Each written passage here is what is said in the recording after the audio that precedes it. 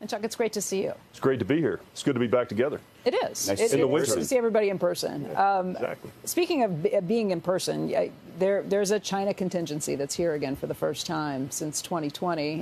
The vice premier was here yesterday and made some comments publicly about how they are looking to open up China again and be a little friendlier to business. I know you had lunch with him yesterday. What happened? What was the message that you got? Well, the message was very consistent with what he said publicly.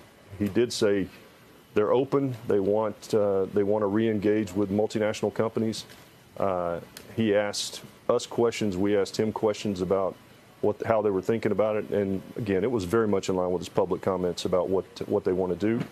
I think it's encouraging. I think the most encouraging part is it really seems that after Xi and Biden had their meeting at the G20, that there's a renewed commitment to at least begin some dialogue again, which I think will be helpful.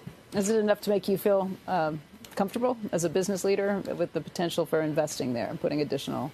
Well, we're already invested there. I mean, we have a lot of supply chain stuff there, and so we sell into China, obviously, although not a huge amount as we've talked about in the past.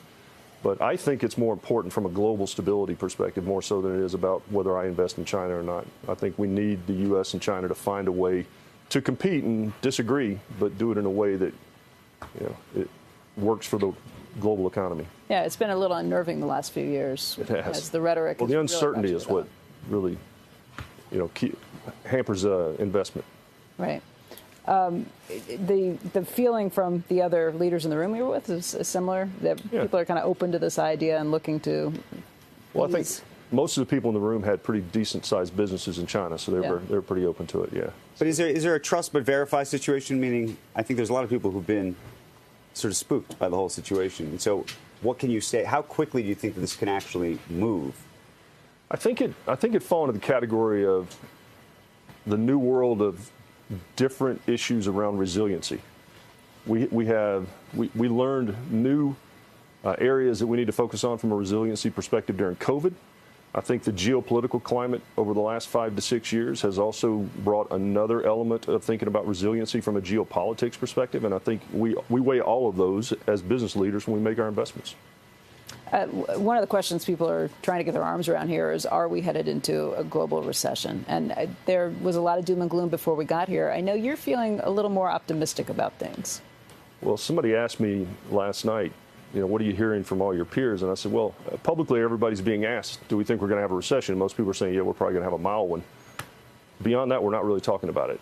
And I think most people are generally, over the near term or midterm and long term, very optimistic.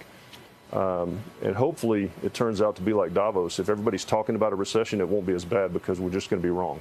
That's what we're hoping. Although the only thing is that if businesses start planning and preparing for one, they cut back on their spending initiatives. Have you seen that? Are you doing that at all? We are not right now. We're actually investing this year. We'll actually spend more money in the fiscal year that we end in July than we did last year.